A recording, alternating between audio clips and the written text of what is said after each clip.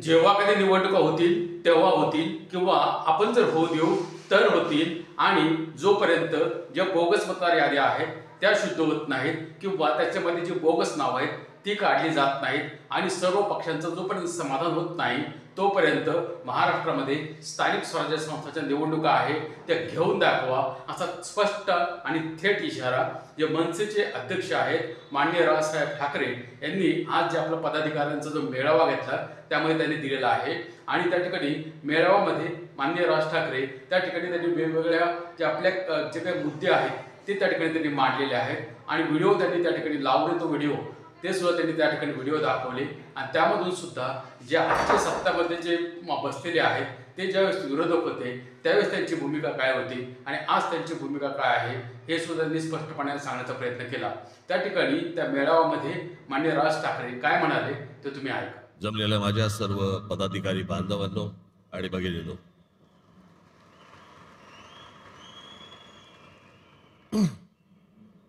सर्वप्रथम मी आपणा सर्वांना या दिवाळीच्या मनपूर्वक शुभेच्छा देतो।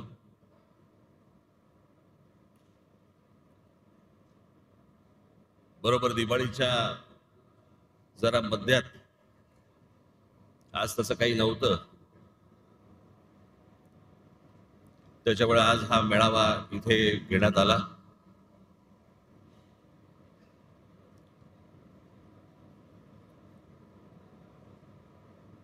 हा जरा तातडीचा मेळावा, हा तुम्हाला सर्वांना बोलून घेण्याचा कारण, अरे आवाज मागचा बंद होईल का रे? माझं मलाच ऐकू येतंय, मागचा काय स्पीकर वगैरे बंद करता येईल का? हा,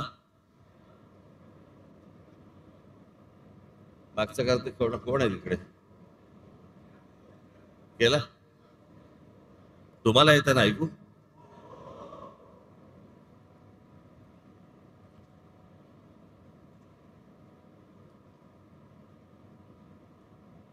यावेळेची जरा जेव्हा लागेल तेव्हा आणि जेव्हा आपण ठरवू तेव्हा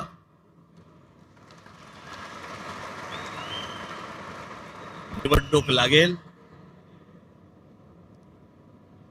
ज्या प्रकारचा सगळा गोंधळ सुरू आहे मतदार याद्यांमध्ये, हा आत्ताचा नाहीये, हा गेल्या काही वर्षांचा आहे। तुम्हाला आठवत असेल तर 2016-17ला मी याच्याच विरोधात आवाज उठवला होता, या वोटिंग मशीन आणि मतदार याद्या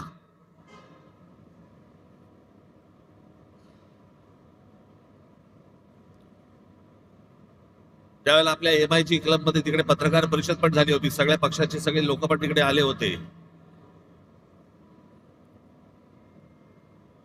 पण त्यातल्या अनेकांना मी काय बोलतोय याचं गांभीर्यच नाही समजलं। आणि मग ज्या वेळेला प्रत्येकाच्या दरवाजावरती टकटक व्हायला लागली,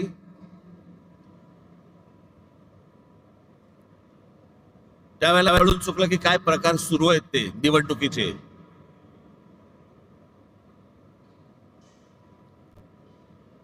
आताही बघा, गेली विधानसभा झाली, 232 आमदार निवडून आले, 232।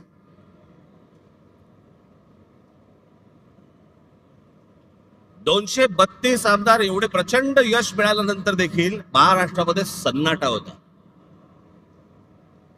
कुठे विजय मिरवणुका नाहीत, कुठे जल्लोष नाही, काही नाही, सन्नाटा कर। म्हणजे मतदार तर अवाक झालेच होते, निवडून आलेले पण अवाक झाले होते। निवडून आलेल्या लोकांनाही समजेना कसा निवडून आलो।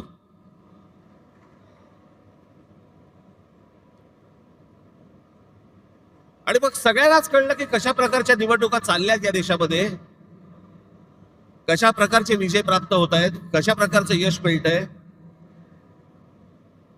अनेक लोक म्हणतात की राज ठाकरेंच्या सभेला गर्दी होते पण ते मतामध्ये येत नाही, हे असं केलं तर कसं येईल ते मतामध्ये? आणि तेच चालू आहे, राज्यांमधले जे स्थानिक पक्ष आहेत त्यांना संपवणे, त्यांना मिटवून टाकणे आणि अशा मतदार याद्या तयार करायच्या, सगळी माणसं घुसवायची. मला तर आता कळलंय, अगदी खात्रीलायकरित्या समजलेली गोष्ट तुम्हाला सांगतो की आत्ताच्या या होणाऱ्या निवडणुकांना त्यांनी 1 जुलैला यादी बंद करून टाकली. त्याच्या अगोदर काही काम म्हणजे विधानसभेला तर होतेच भरलेले, त्याच्यानंतर जवळपास 96 लाख खोटे मतदार महाराष्ट्राच्या यादीत भरलेत. मुंबईमध्ये असेच 8-8.5 लाख, 10 लाख, ठाण्यामध्ये असेच 8-8.5 लाख, पुण्यामध्ये भरलेत, नाशिकमध्ये भरले, प्रत्येक शहरांमध्ये, प्रत्येक गावागावामध्ये भरलेले आहेत.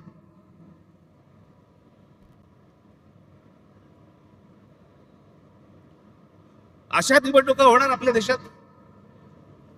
मग कशासाठी प्रचार करायचा, कशासाठी उमेदवार भरायच्या, कशासाठी निवडणुका लढायच्या, कशासाठी पैसे खर्च करायचे, कशासाठी मतदारांनी रांगेमध्ये उभं राहायचं आणि मतदान करायचं. अशा प्रकारच्या निवडणुका जर होत असतील तर हा संपूर्णपणे या महाराष्ट्रातल्या आणि देशातल्या मतदारांचा अपमान आहे.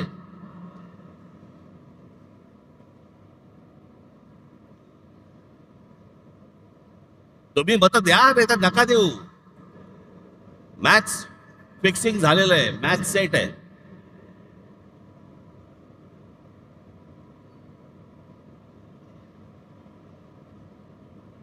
अशा महाराष्ट्रामध्ये निवडणुका होणार. हे कोणत्या प्रकारचं षडयंत्र, ही कोणत्या प्रकारची लोकशाही आहे? आणि नंतर सांगायचं नाही नाही ह्यांचा एकही आमदार निवडून नाही आला, ह्यांचा एकही खासदार निवडून नाही आला. अरे येईल कसा?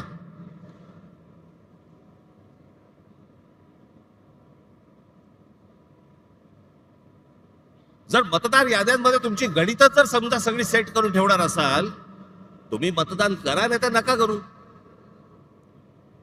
रिझल्ट अगोदर ठरलेला आहे.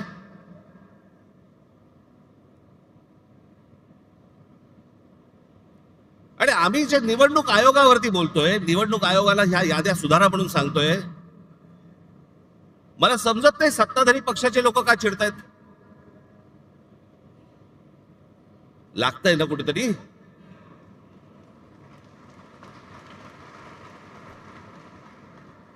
आम्ही निवडणूक आयोगाला प्रश्न विचारले की सत्ताधारी उत्तर देतात.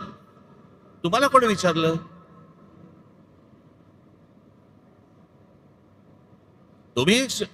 तुम्हाला वाटतंय, तुम्हाला राग येतोय कारण शेण खाऊन ठेवलंय. सगळ्यांना माहितीये, महाराष्ट्रातल्या अगदी गल्ली गल्लीमध्ये सगळ्यांना माहितीये की ही सत्ता कशी आली, ती कशा प्रकारची सत्ता आणली जात आहेत, कशा प्रकारचं राजकारण सुरू आहे.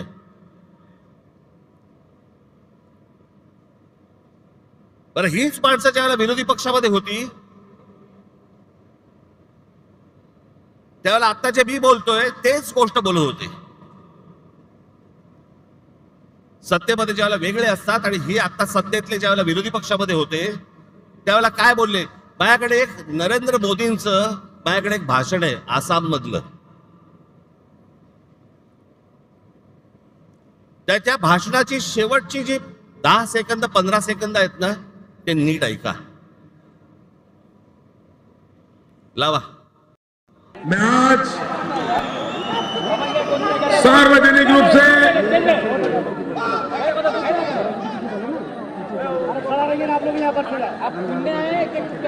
मैं आज आसनसोल की सभा में सार्वजनिक रूप से भारत के इलेक्शन कमीशन को गंभीर शिकायत कर रहा हूं और मैं चाहूंगा अगर इलेक्शन कमीशन एक एम्पायर के नाते निष्पक्ष भाव से आने वाले 2 दौर के चुनाव कराने की हिम्मत रखता है तो मेरी बात को इलेक्शन कमीशन ध्यान से सुने. यहां भी इलेक्शन कमीशन के जो प्रतिनिधि होंगे, जो मेरा भाषण टाइप करते होंगे, उनसे भी मेरा आग्रह है कि तुरंत मेरा भाषण इलेक्शन कमीशन को पहुंचाया जाए.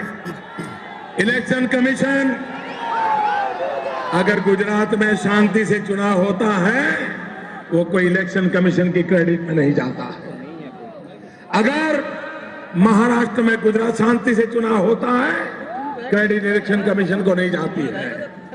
अगर शांति से चुनाव पूर्वी उत्तर प्रदेश में होते हैं, बिहार में होते हैं, बंगाल में होते हैं, कोई रिगिंग नहीं होता, कोई शिकायत नहीं होती, कोई हिंसा नहीं होती, तभी क्रेडिट इलेक्शन कमीशन को जाता है।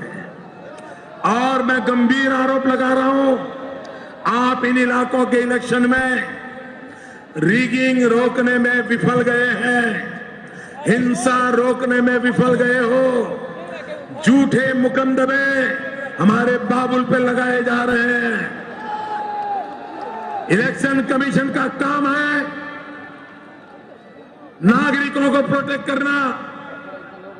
आप अपनी जिम्मेवारी को सही ढंग से निभाएं, इसके लिए मैं आग्रह करता हूं। मैंने उत्तर प्रदेश में कहा था, कुछ सीटों के मैंने नाम कहे थे और मैंने कहा था वहां लूट चलने वाली है और इलेक्शन कमीशन कुछ नहीं कर पाया।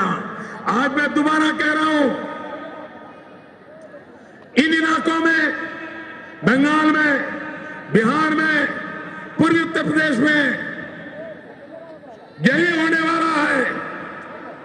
क्या इलेक्शन की जिम्मेवारी नहीं है कि शांतिपूर्ण चुनाव हो, रिगिंग ना हो, मारकाट ना हो?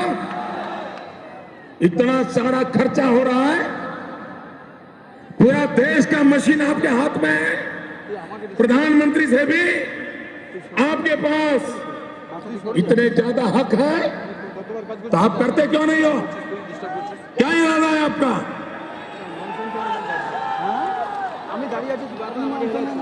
और मेरी इस बात से भी इलेक्शन को बुरा लगता है कमीशन को, तो एक और केस ठोकने की आपको इजाजत है। लेकिन निष्पक्ष चुनाव कराना ये आपकी जिम्मेवारी है। किस सरकार ने आपको बिठाया, कौन आपके मालिक है, उसके आधार पर इलेक्शन कमीशन काम नहीं कर सकता है। मैं बहुत गंभीर आरोप लगा रहा हूं। भाइयों बहनों, लोकतंत्र ऐसे नहीं चलता है। मैं जानता हूं 30 तारीख के चुनाव में कितना रिगिंग हुआ है। यही खेल चलता रहेगा क्या?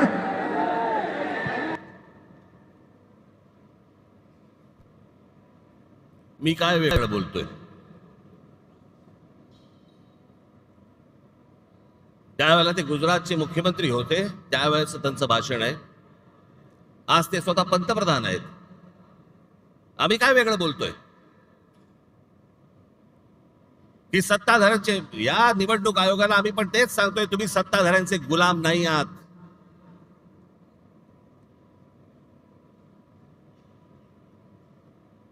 नरेंद्र मोदीजी त्यावेळेला म्हणत होते की तुम्ही सत्ताधाऱ्यांचे गुलाम नाही आहात. आम्ही आज तेच म्हणतोय.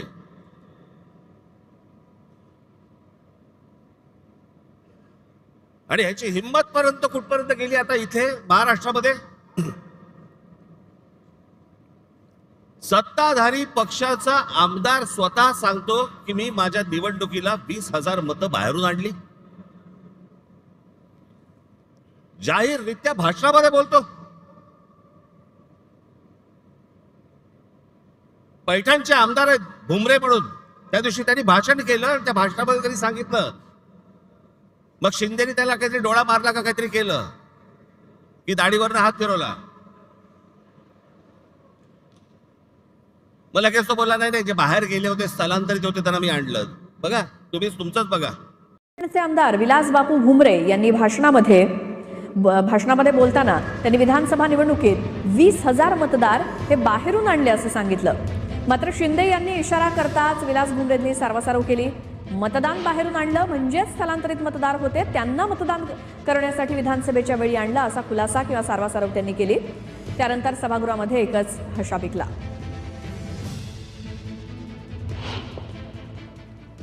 विधान विधानसभेच्या निवडणुकीमध्ये जवळपास 20,000 मतदान हे निवडणुकी टायमार मी बाहेरून साहेब 20,000 मतदान आणलं आणि त्या निवडणुकीत मला त्या मतदानाचा 100% फायदा आला. 10 जणांना तिकीट मिळणार नाही. सर्वजण त्या पदाचे उमेदवाराचे कॅपेबल असतात. बाहेर होतो त्यांना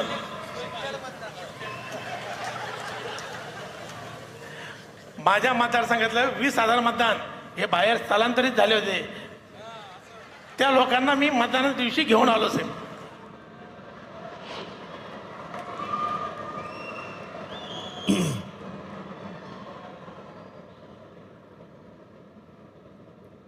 बेधडक सत्ताधारी पक्षातले आमदार तुमच्या नाकावर टेचून बोलतायत.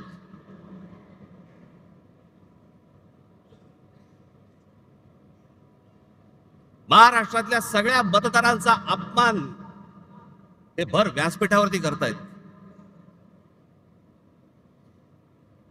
की आम्ही 20,000 मतदान बाहेरून आणलं. प्रत्येकाने सांगल्यात, त्यातच सत्ता उभी राहिली.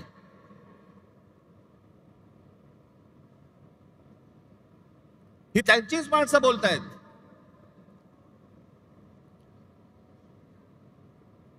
आणि निवडणूक आयोगामध्ये घोळ आहे, निवडणूक आयोगाच्या यादीमध्ये घोळ आहे. हे बोलणारे कोण आहेत आता?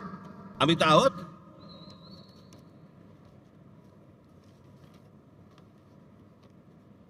मी अजून 3 व्हिडिओ आणलेत. एक आहे सतीश चव्हाण, अजित पवार गट. दुसरे आहेत संजय गायकवाड, एकनाथ शिंदे गट. आणि तिसरे आहेत मंदा म्हात्रे, हे भाजपचे आहेत. हे तिघेही आमदार आहेत. तिघेही आमदार आहेत. हे तिघेही काय बोलतात ते ऐका. या सगळ्या संदर्भात सत्ताधारी आमदारांनी नेमकं काय म्हटलंय बघूयात. गंगापूर विधानसभा मतदारसंघात जवळपास 36,000 नावे दुबार आलेली आहेत. खरं तर मतदार याद्यांपासून ते निवडणूक निकाल लागेपर्यंत सगळे काम पारदर्शकपणे पार पडण्याचं काम हे निवडणूक आयोगानं करणं अपेक्षित आहे.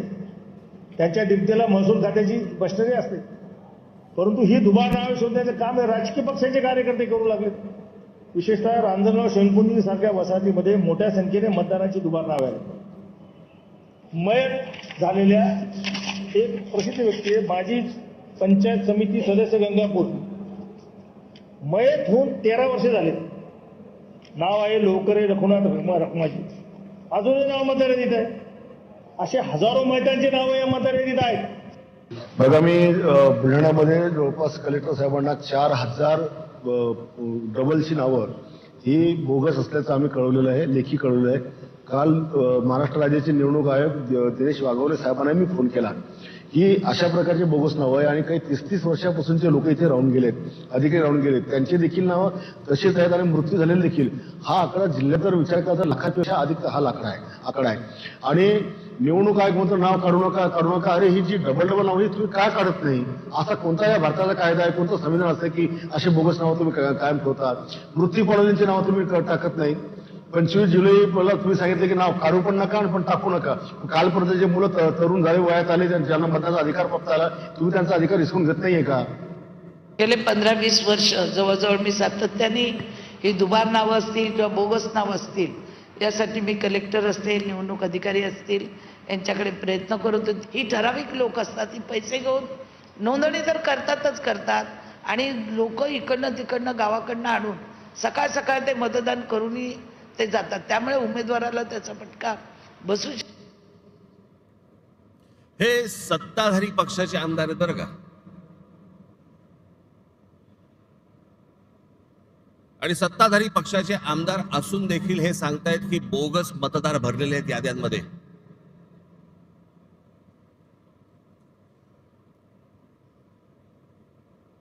भैया कोणत्या निवडणुका लागतात? कोणत्या चालू आहेत आपल्याकडे निवडणुका? हे गेल्या 10-12 वर्षामध्ये 15 वर्षामध्येच का प्रश्न पडले?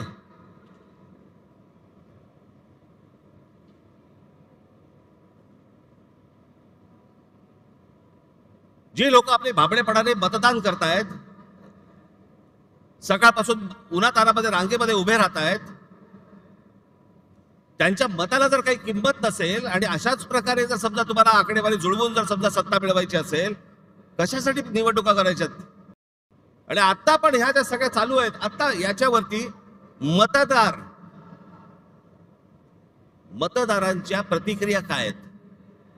एक फक्त तुमच्यासाठी छोटी गोष्ट आणली, मतदारांच्या प्रतिक्रिया काय आहेत त्या फक्त ऐका. मतदारांच्या प्रतिक्रिया काय ऐकते? मतदाराच्या मताला किंमतच नाहीये. पण सर्वसामान्य शून्य माणसाला, शिकलेल्या माणसाला फार प्रॉब्लेम पडतो. प्रामाणिकपणात नाही येत ना, जो गेला ना आपलं काय बोलत अर्थ नाही काय.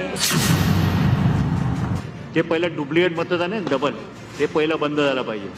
मग बॅलेट पेपरवर घेतला कशावर घ्या, ते दोन्ही ठिकाणी मतदान करणारच, ते त्याच्यावर कंट्रोल आणला पाहिजे, मग बॅलेट पेपरवर आलं पाहिजे. प्रत्येक वेळेला त्यांनी स्ट्रॅटेजी चेंज करतात. ह्या वेळेला मशीनद्वारे काम केलं त्यांनी, पुढच्या वेळेला त्यांनी दुसऱ्या पद्धतीने म्हणजे मतदार वाढवून कसे आणले. कारण निवडणूक आयोगाचा प्रमुख जो आहे तोच हे काम करतोय. बाहेरच्या राज्यात देशात ना बॅलेट पेपरवर आहे, मग ते कसं होतं, ते इलेक्ट्रॉनिकला पुढे गेलेत लोक, मग ते करतात, मग आपल्याकडे का नाही होत?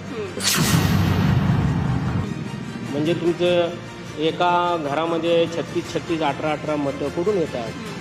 ते बॅलेट पेपरवर घ्या ना,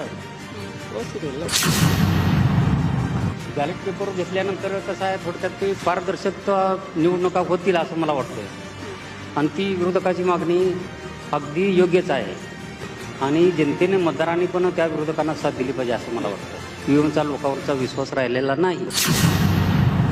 त्या दिवशी इलेक्शनचा रिझल्ट लागला त्यावेळी लिटरली मुंबईमध्ये सन्नाटा होता की कोणी या इलेक्शनचा रिझल्ट एक्सपेक्टच केला नव्हता.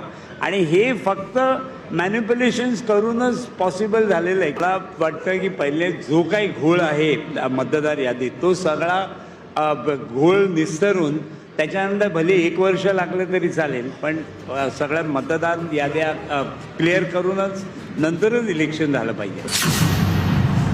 आणि सगळे जे आता आहेत न्यायालयापासून सगळे विकत घेतलेले आहेत, त्याच्यामुळे त्याला इलाज नाही आहे. कारण आत्ता फक्त जो जमाना होता, आता माझा वय 77 आहे, जो जमाना आमच्या होता आता माझ्या आता फक्त चोरी आणि सगळ्यांनी निष्ठा विकलेली.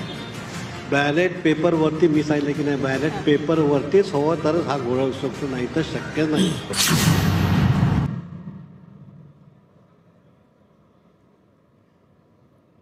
या मतदारांच्या प्रतिक्रिया आहेत. हे सगळं कशासाठी सुरू आहे? केंद्रातही आम्हीच पाहिजे, राज्यातही आम्हीच पाहिजे, महानगरपालिकेतही आम्हीच पाहिजे, जिल्हा परिषदमध्ये आम्हीच पाहिजे. हा संपूर्ण महाराष्ट्र, ही महाराष्ट्रामधली सगळी शहरं ही अदानी अंबानीला आंदण म्हणून द्यायची आहेत.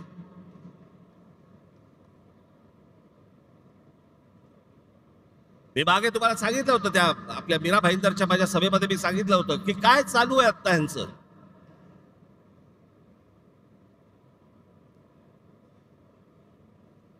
ठाणे जिल्हा हातामध्ये आल्याशिवाय मुंबईला हात घालता येणार नाही, म्हणून तिकडनं सगळी सुरुवात चालू आहे. ती पालघर पासून सगळी सुरू आहे. तिथे ज्या इमारती उभ्या राहत आहेत त्या इमारतीमध्ये लोक कोण राहत आहेत ते बघा, सगळी गुजरात मध्ये येत आहेत. मी मागे जो विरोध केला होता त्या बुलेट ट्रेनला, तो याचसाठी, तो पट्टा बघा अख्खा, तो भौगोलिक पट्टा बघा तुम्ही. आता तिकडे वाढवण बंदर येत आहे, तिकडे आता विमानतळ येत आहे. इथे एक विमानतळ आता नवीन आलं, आता वाढवणला तिकडे करतायत एक विमानतळ. कोणासाठी, कशासाठी?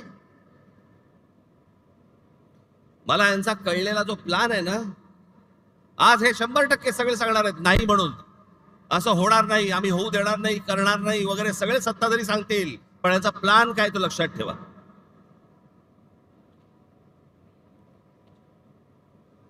आता जे नवीन विमानतळ केलंय,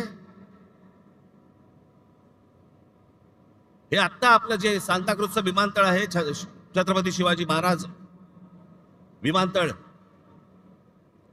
अंधेरी सांताक्रूजचं, इकडनं आता ते आहे अडाणीच्या हातात. इकडनं सगळी ऑपरेशन्स आता हळूहळू हळूहळू कमी करणार आणि सगळी तिकडे नेणार नवी मुंबईला. इकडचा सगळा कार्गो काढणार आणि तो वाढवणला नेणार. आणि मग ती संपूर्ण जमीन अख्खी एकदा काहीतरी गुगल मॅप वरती जाऊन बघा केवढी आहे ती, आणि मग ती अदानीच्या घशात घालणार.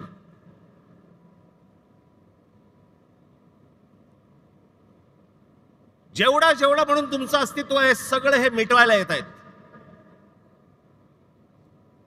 भारतीय जनता पक्षाला जे मतदान करणारे जे लोक आहेत ना, मराठी सगळे लोक, मला त्यांनाही सांगायचं आहे,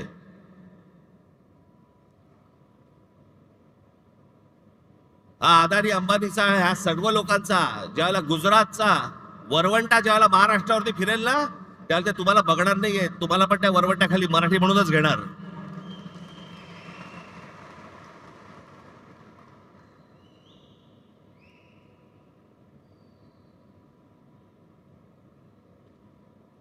सगळ्या शस्त्र बनवायचे आहेत अदानी, बीज बनवायचे अदानी, टनेल बनवायचंय अदानी, रस्ता बनवायचा आहे अदानी, सगळं अदानी. आता तिकडे ठाण्यामधली एक जागा आहे, हे संपूर्ण हे तुमचं संजय गांधी राष्ट्रीय उद्यान नॅशनल पार्क, या नॅशनल पार्क मधली एक जागा बघितली, तिकडे आता जंगल तोडणार आतलं. हा सगळा भाग येतो तो ठाणे जिल्ह्यामध्ये येतो आणि तिकडे अदानीला पॉवर प्रोजेक्ट काढायचं आहे. त्याच्यामध्ये तिकडचे सगळे आता आदिवासी सगळे जे लोक आहेत त्यांना हटवणार, तिकडे जंगल तोड करणार आणि पॉवर प्रोजेक्ट टाकणार.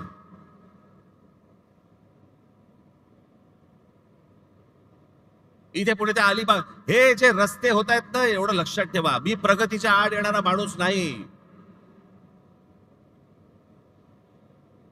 पण मुंबईमध्ये, ठाण्यामध्ये, महाराष्ट्रामध्ये होणारी प्रगती ही जर मराठी माणसाच्या थडग्यावरती होणार असेल, मी खपवून घेणार नाही. तुम्हाला वाटत असेल की हे सगळे रस्ते जे बांधले जात आहेत, सिलिंग पासून ते अटल सेतू पासून सगळ्या गोष्टी तुमच्यासाठी नाही येते. हे जे सगळे जमिनी घेत सुटलेत ना उद्योगपती, त्यांच्यासाठीचे रस्ते आहेत ते.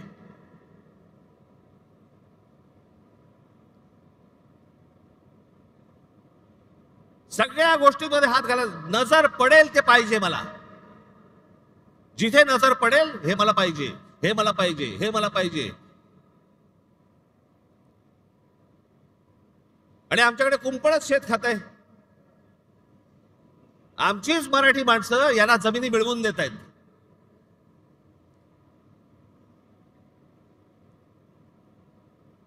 आमचे मराठी माणसं काही दलाल म्हणून यांच्यासाठी कामं करतायत.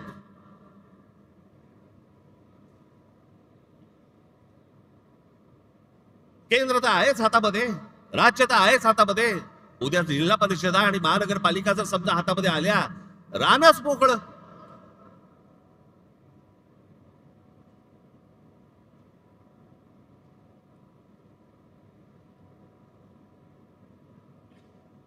हे काही सहज चालू नाहीये, हे सगळं प्लॅन्ड आहे. हे इतक्या वर्षापूर्वीची जे सगळ्या गोष्टी आहेत ना, ज्याच्यासाठी संयुक्त महाराष्ट्राचा लढा झाला,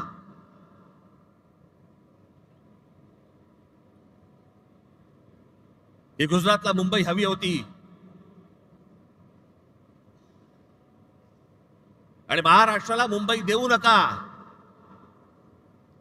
असं म्हणणारे पहिले कोण होते? वाईट याच गोष्टीचं वाटतं की ज्यांच्याकडे आम्ही आजपर्यंत आदराने पाहत आलो आम्ही, त्यांनी सांगावं की मुंबई महाराष्ट्राला मिळणार नाही म्हणून. आणि ते होते, पहिले होते वल्लभभाई पटेल. तुमचा विश्वास बसणार नाही.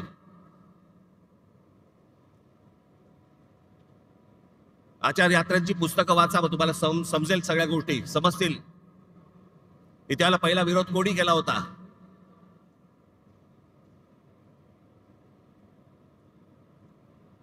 हे आत्ताचं नाहीये, हे जुनं आहे.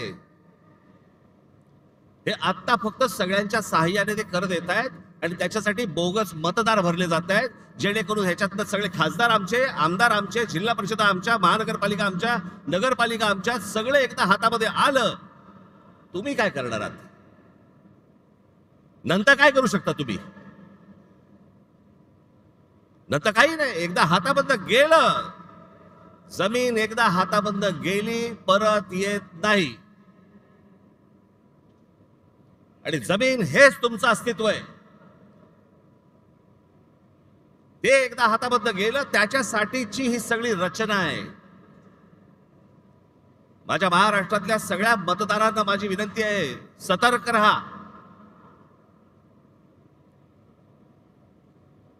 आणि म्हणून मी तुम्हाला आज सर्व यादी प्रमुखांना इथे जे मी बोलवलंय, सगळ्या गोष्टी टप्प्याटप्प्याने होणार, बरोबर होणार.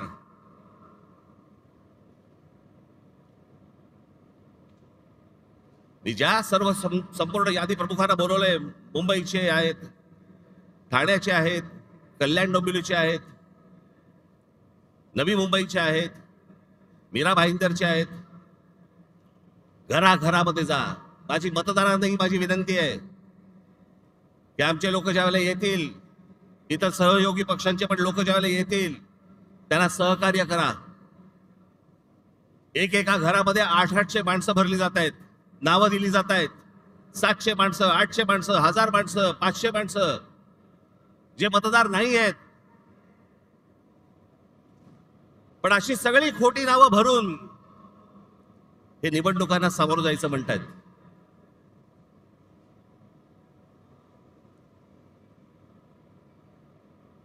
हे ज्या निवडणुका घ्यायचं म्हणतायत ना, हे जोपर्यंत ही मतदार यादी पूर्णपणे स्वच्छ होत नाही, सर्व राजकीय पक्षांचं समाधान जोपर्यंत होत नाही, तोपर्यंत या महाराष्ट्रामध्ये निवडणुका घेऊनच दाखवा.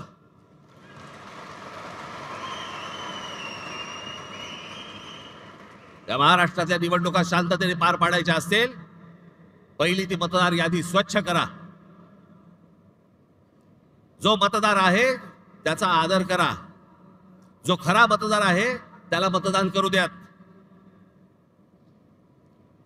कोण सत्तेवरती येईल आणि कोण पराभूत होईल याच्याशी मला कर्तव्य नाही, पण जे मतदान होईल ते खरं होईल, या दृष्टिकोनात निवडणुका झाल्या पाहिजेत.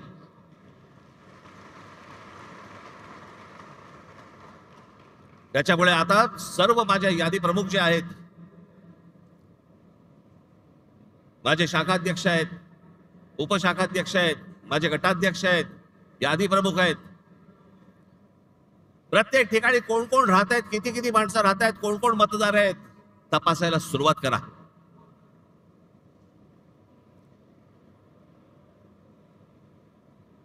हे जे या लोकांनी शेण खाऊन ठेवलं ना, सगळ्या गोष्टी बाहेर येतील, बरोबर बाहेर येतील. येतातच आहेत, सगळेजण आणतातच आहेत. सगळ्या महाराष्ट्रभर हे सगळं सुरू झालं पाहिजे. आणि फक्त आपल्याच पक्षासाठी नाही म्हणत मी, इतर पक्षांनी देखील प्रत्येक घराघरामध्ये गेलं पाहिजे, तपासलं पाहिजे. आणि निवडणूक आयोगाला आमचं सांगणं आहे की हे जोपर्यंत स्वच्छ होत नाही, तोपर्यंत निवडणुका तुम्ही घेऊ नका. महाराष्ट्रामध्ये निवडणुका घेऊ नका. आधीच 5 वर्ष झाली आहेत त्या सगळ्या निवडणुका होऊन. अजून 1 वर्ष गेलं तरी चालेल, पण निवडणुका त्याच्याशिवाय होता कामा नयेत या महाराष्ट्रात. ह्याची जी सगळी घाई सुरू आहे ना, ती घाई याच्यासाठी सुरू आहे, कारण ह्यांनी सगळं जमवलेलं आहे गणित.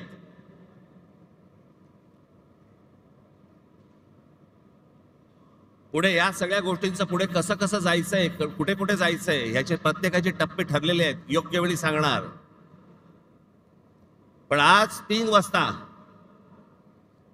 एक सर्वपक्षीय पत्रकार परिषद आहे, ज्याच्यामध्ये शिवसेनेचे लोक असतील, आमचे लोक असतील, राष्ट्रवादी काँग्रेसचे लोक असतील, सर्वच पक्षाचे लोक असतील. सत्ताधारी पक्षाच्या लोकांना पण यायचं असेल तर येऊ शकतात.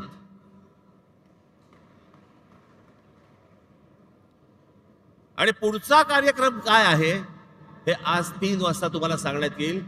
त्याची प्रतीक्षा करा आणि तयारीला लागा.